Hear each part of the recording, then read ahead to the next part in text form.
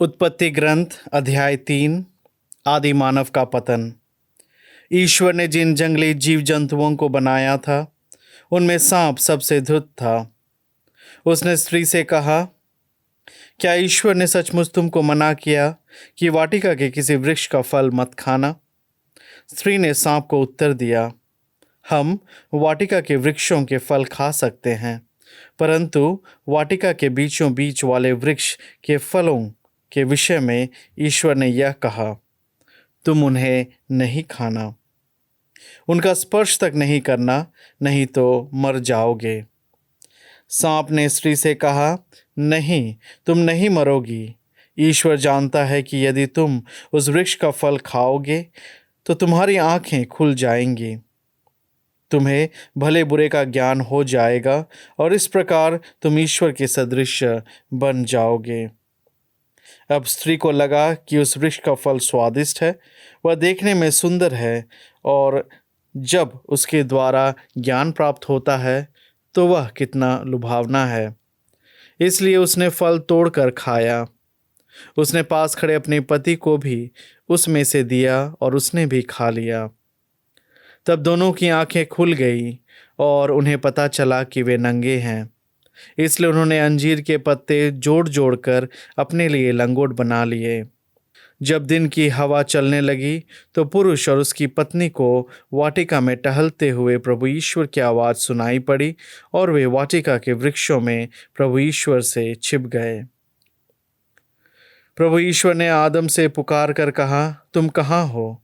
उसने उत्तर दिया, मैं बगीचे में तेरी आवाज़ सुनकर डर गया, क्योंकि मैं नंगा हूँ और मैं छिप गया। प्रभु ने कहा, किसने तुम्हें बताया कि तुम नंगे हो? क्या तुमने उस वृक्ष का फल खाया जिसको खाने से मैंने तुम्हें मना किया था? मनुष्य ने उत्तर दिया, मेरे साथ रहने के लिए जिस स्त्री को तूने दिया उसी ने मुझे फल दिया और मैंने खा लिया। प्रभु ईश्वर ने स्त्री से कहा, तुमने क्या किया है? और उसने उत्तर दिया, सांप ने मुझे बहका दिया और मैंने खा लिया। तब ईश्वर ने सांप से कहा, चूंकि तूने यह किया है तो सब घरेलू तथा जंगली जानवरों में शापित होगा। तू पेट के बल चलेगा और जीवन भर मिट्टी खाएगा। मैं तेरी और स्त्री के बीच तेरे वंश और उसके वंश में शत्रुता उत्पन्न करूंगा। वह तेरा सिर कुचल देगा और तू उसकी एड़ी काटेगा। उसने स्त्री से यह कहा, मैं तुम्हारी गर्भ अवस्था का कष्ट बढ़ाऊंगा और तुम पीढ़ा में संतान को जन्म दोगी। तुम वासना के कारण पति में अशक्त होगी और वह तुम पर शासन करेगा। उसने आदम से यह कहा, चूंकि तुमने अपनी पत्नी की बात मानी और उस वृक्ष का फल खाया है जिसको खाने से मैंने तुमको मना किया था, भूमि तुम्हारे कारण शापित होगी। तुम जीवन भर कठोर परिश्रम करते हुए उससे अपनी जीविका चलाओगे। वह कांटे और ऊंट कटारे पैदा करेगी और तुम खेत के पौधे खाओगे। तुम तब तक पसीना बहाकर अपनी रोटी खाओगे जब तक तुम उस भूमि में नहीं लौटोगे जिससे तुम बनाए गए हो, क्योंकि तुम मिट्टी हो और मिट्टी में मिल जाओगे। पुरुष ने अपनी पत्नी का नाम हेवा रखा, क्योंकि वह सभी मानव प्राणियों की माता है। प्रभु ईश्वर ने आदम और उसकी पत्नी के लिए खाल के कपड़े बनाए और उन्हें पहनाया। उसने कहा, भले बुरे का ज्ञान प्राप्त कर मनुष्य हमारे सदृश बन गया है। कहीं ऐसा न हो कि वह जीवन वृक्ष का फल तोड़कर खाए और अमर हो जाए। इसलिए प्रभु ईश्वर ने उसे आदन वाटिका से निकाल दिया और मनुष्य को उस भूमि पर खेती करनी पड़ी जिससे वह बनाया गया था।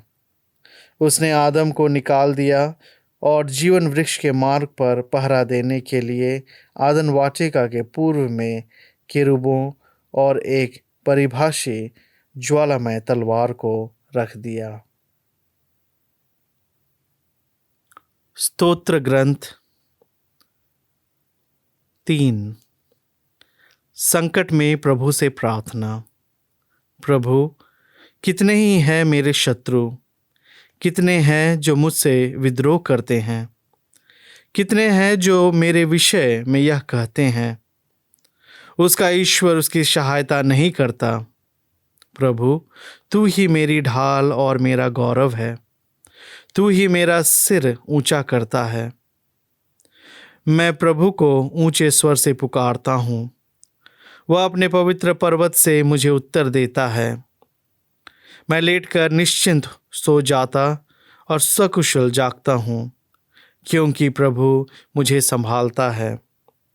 मैं उन लाखों शत्रुओं से नहीं डरता जो चोरों और मेरे विरुद्ध खड़े हैं। मैं उन लाखों शत्रुओं से नहीं डरता जो चारों ओर मेरे विरुद्ध खड़े हैं। प्रभु मेरे ईश्वर, उठकर मुझे बचा। तू मेरे सब शत्रुओं पर चोट करता और विधर्मियों को दंतहीन कर देता है। प्रभु, तू ही हमारा उद्धारक है, अपनी प्रजा को आशीर्वाद प्रदान कर। संत मत्ती के अनुसार सुसमाचार अध्याय 2। ज्योतिषों का आगमन। ईसा का जन्म यहूदिया के बेतलहम में राजा हेरोद के समय हुआ था।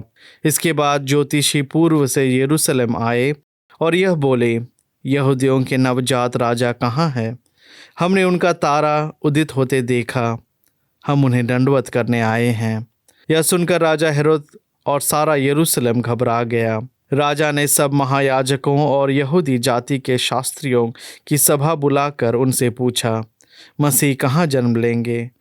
उन्होंने उत्तर दिया, यहूदिया के बेतलहम में, क्योंकि नबी ने इसके विषय में यह लिखा है, बेतलहम यूदा की भूमि तो यूदा के प्रमुख नगरों में किसी से कम नहीं है, क्योंकि तुझ में एक नेता उत्पन्न होगा जो मेरी प्रजा इज़राइल का चरवाहा बनेगा। हेरोद ने बाद में ज्योतिषियों को चुपके से बुलाया और उनसे पूछताछ कर यह पता कर लिया कि वह तारा ठीक किस समय उन्हें दिखाई दिया था।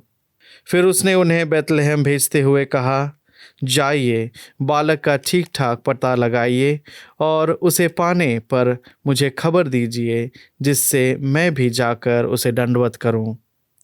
वे राजा की बात मानकर चल दिए। उन्होंने जिस तारे को उदित होते देखा था वह उनके आगे आगे चलता रहा और जहाँ बालक था उस जगह के ऊपर पहुँचने पर ठहर गया। वे तारा देखकर बहुत आनंदित हुए। घर में प्रवेश कर उन्होंने बालक को उसकी माता मरियम के साथ देखा और उसे साष्टांग प्रणाम किया। फिर अपना अपना संदूक खोलकर उन्होंने उसे सोना, लोबान और गंधरस की भेंट चढ़ाई। उन्हें स्वप्न में यह चेतावनी मिली कि वे हेरोद के पास नहीं लौटें, इसलिए वे दूसरे रास्ते से अपने देश चले गए। उनके जाने के बाद प्रभु का दूत यूसुफ को स्वप्न में दिखाई दिया और यह बोला, उठिए, बालक और उसकी माता को लेकर मिस्र देश भाग जाइए। जब तक मैं आपसे ना कहूँ वहीं रहिए, क्योंकि हेरोद मरवा डालने के लिए बालक को ढूंढने वाला है। यूसुफ उठा और उसी रात बालक और उसकी माता को लेकर मिस्र देश चल दिया। वह हेरोद की मृत्यु तक वहीं रहे, जिससे नबी के मुख से प्रभु ने जो कहा था वह पूरा हो जाए, मैंने मिस्र देश से अपने पुत्र को बुलाया।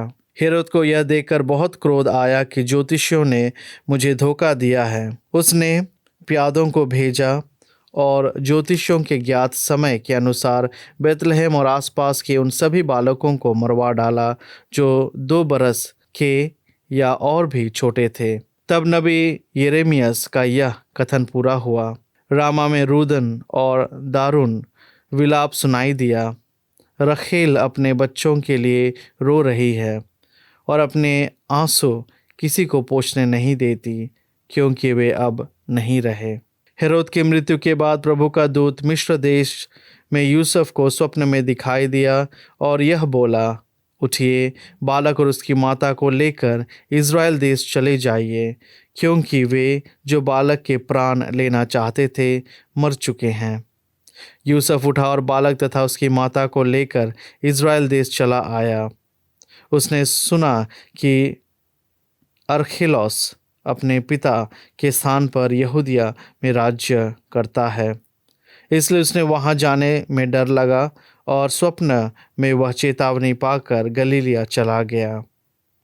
वहां वह नाज़रेत नामक नगर में जा बसा। इस प्रकार नबियों का यह कथन पूरा हुआ, यह नाज़री कहलाएगा।